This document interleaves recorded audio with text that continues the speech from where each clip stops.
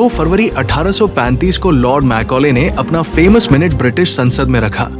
ये वो वक्त था जब इंडिया में यूरोपियन एडमिनिस्ट्रेशन को लेकर एक सीरियस डिस्कशन चल रहा था। ईस्ट इंडिया कंपनी ने अपनी पॉलिटिकल और माइट ऑफ वेपन्स की ताकत पर इंडियन जियोग्राफी का एक सिग्निफिकेंट एरिया जरूर जीत लिया था, लेकिन उस पर वो रूल कैसे करे ये समस्या थी। इंडिया जो आज भी 22 भाषाओं और डाइवर्सिटी का देश है, वो उन लोगों से कैसे बात करे, उन पर कैसे राज करे जिनकी भाषा वो नहीं समझते, और कैसे उन भाषाओं को समझा भी जाए जो with in few nautical miles per अपने आप एक नई भाषा में बदल जाती है। एक ऐसा देश जहां कोई उत्तर का व्यक्ति दक्षिण, कोई दक्षिण का व्यक्ति उत्तर, कोई पूर्व वाला पश्चिम और कोई पश्चिम वाला पूर्व की भाषा नेटिव होते हुए भी नहीं समझ सकता, तो यूरोपियन ईस्ट इंडिया कंपनी क्या ही समझेगी और कैसे ही बात करेगी। यही प्रॉब्लम थी और इसी का सॉल्यूशन निकालना था। तब लॉर्ड मैकॉले बोलना शुरू करते हैं।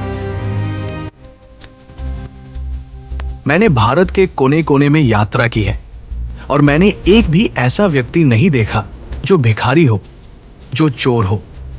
मैंने इस देश में such wealth I have seen in this country, such high moral values, people of such calibre, कि मुझे नहीं लगता कि हम इस देश को कभी जीत पाएंगे जब तक कि हम इस देश की रीढ़ को ही न तोड़ दें, जो इसकी आध्यात्मिक और सांस्कृतिक विरासत है। और इसलिए मेरा प्रस्ताव है कि हम इसकी पुरानी और प्राचीन शिक्षा प्रणाली, इसकी संस्कृति को बदल दें।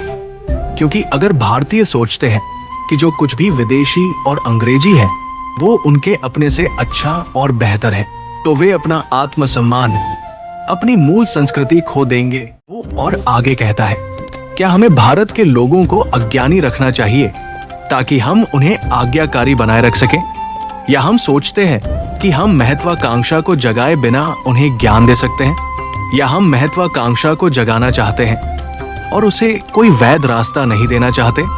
इनमें से किसी भी प्रश्न का उत्तर कौन हमें देगा? फिर भी इनमें से एक प्रश्न का उत्तर हमें देना होगा, हर उस व्यक्ति को जो ये मानता है कि हमें मूल निवासियों को उच्च पदों से स्थायी रूप से बाहर कर देना चाहिए। मुझे कोई डर नहीं है, कर्तव्य का मार्ग हमारे सामने स्पष्ट है और ये ज्ञान का, राष्ट्रीय समृद्धि का, राष्ट्रीय सम्मान का मार्ग भी है।